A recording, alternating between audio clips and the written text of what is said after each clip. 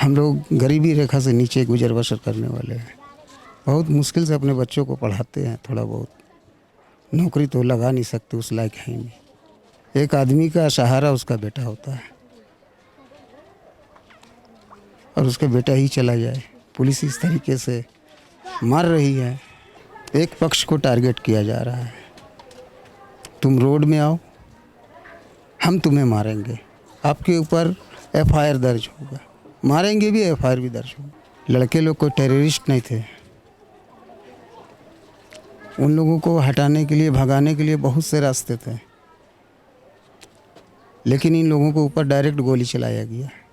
शुक्रवार की घटना में जिन 2 युवकों की जान गई, उसमें से एक साहिल के घर पर मैं मौजूद हूं और पूरा जो फैमिली है वो काफ़ी गमज़दा है। और ये पूरा मोहल्ले के बाहर, मतलब गली में एक तरीके से कहें तो हम लोग बैठे हुए हैं। उनके फादर हैं।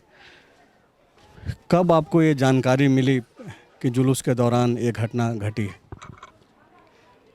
हम घर में सोए हुए थे जिस समय ये लड़के लोग जो कि रोड में आए, हमको किसी ने फ़ोन करके उठाया।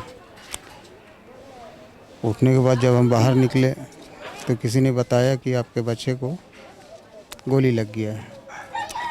जो कि वो खाना खा करके दोबारा काम पे निकला और इस दरमियान जो है कि दुकान से वो वापस आ रहा था। देखा दुकान सब बंद हो गया, वहाँ प्रदर्शन हो रहा था, वापस आ रहा था। इसी क्रम में जो है कि लड़के को गोली लग गया। कितना बज समय कितना क्या हो रहा होगा? यही कोई 2 बजता होगा, 2-2:30 के बस है कि वो 3 के बीच। हाँ लंच करने आया और खाना खा करके फिर दोबारा वो काम में निकला। इसी दरमियान में क्या काम करता था साहिल? वो एक दुकान में रहता था, इलेक्ट्रॉनिक दुकान में रहता था डेली मार्केट में। और ये घटना जिस जगह हुआ वहीं पे उसका दुकान भी है।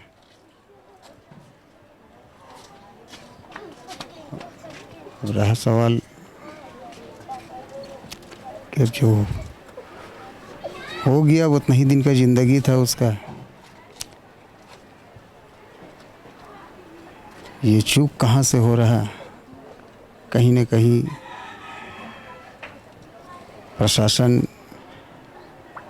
और भी तरीके से वहाँ जितने भी कोई किसी का मार्गदर्शक नहीं था, सब 20-22 साल, 18 साल, 16 साल के बच्चे लोग थे।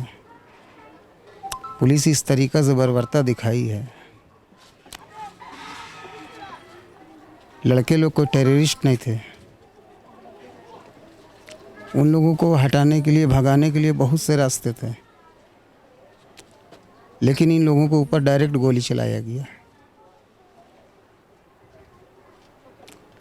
इस तरह की घटना अगर होती रहेगी तो सरकार रोड में क्यों आ रहा है? इस पर सरकार को ध्यान देना चाहिए। क्या लगता है लोग टिप्पणी क्यों करते हैं? इस पर प्रतिबंध सरकार क्यों नहीं लगा रही है? लोग रोड में क्यों आ रहे हैं? ये एक तरीके से टारगेट किया जा रहा है। एक पक्ष को टारगेट किया जा रहा है, तुम रोड में आओ, हम तुम्हें मारेंगे, आपके ऊपर एफआईआर दर्ज होगा। मारेंगे भी, एफआईआर भी दर्ज होगा। इस तरीके का नतीजा बराबर आ रहा है। नौजवान लड़कों का भविष्य खराब हो रहा है। हम आज से 20 साल, 25 साल पीछे मुड़ के देखते तो ऐसी कोई घटना नहीं दिखती है हमको। आखिर दुनिया कहाँ जा रहा है? हम अपने बच्चों को गंवाते रहेंगे।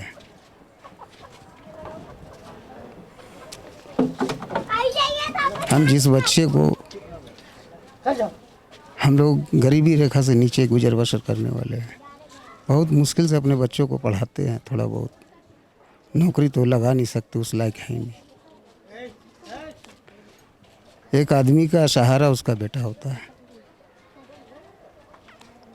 और उसका बेटा ही चला जाए। पुलिस इस तरीके से मार रही है। कभी हम लोगों की तरफ भी देखें, हम लोग किस तरह से घर गृहस्थी चलाते हैं।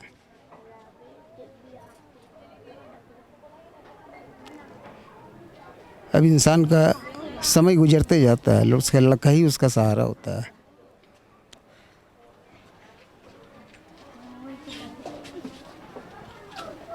और क्या बोले, किसको जिम्मेवार मान रहे हैं आप? क्या प्रशासन के पास आप लोग गए इस घटना के बाद? एफआईआर वगैरह दर्ज हुई? एफआईआर तो किए हैं। ऐसे जो इसके संरक्षण में हो रही है, अब देखिए ऐसा है कि इसका फुटेज भी है, चारों तरफ वायरल हो रहा है। पुलिस जो है कि डायरेक्ट गोली चला रही है।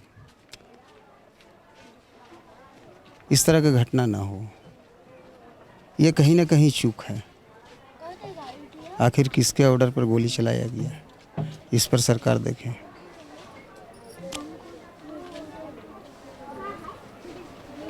सरकार के द्वारा जो है मुख्यमंत्री हेमंत सोरेन ने 2 सदस्यीय कमेटी एसआईटी का गठन किया है। आपको लगता है कि वो एसआईटी जो है आप लोगों को न्याय दिला पाने में सक्षम होगा? आप लोग क्या चाहते हैं? अब देखिए ऐसा है कि हम लोग तो उम्मीद सरकार से बहुत लगाए हुए हैं कि दोषी को पकड़ा जाए। भाई इसके पीछे आदेश मिलने पर ही गोली चलाया है। ऐसे लोगों पर कार्रवाई की जाए जल्द से जल्द, ताकि ऐसे घटना ना हो। किसी का घर ना उजड़े, कोई माँ का गोद ना उजड़े, किसी बाप का लाठी ना टूटे। और इससे ज़्यादा बायोम। डॉक्टर बनने का है सपना, मगर सही गाइडेंस की है कमी, तो आए बायोम। रांची में सिर्फ मेडिकल की तैयारी के लिए एक बेहतरीन संस्थान, नीट और एम्स की तैयारी के लिए सन 2001 से मेडिकल प्रिपरेशन के लिए सबका भरोसेमंद संस्थान बायोम, हीनू एवं नगरा टोली, Ranchi. thefollowup.in. Like, share and subscribe. www.thefollowup.in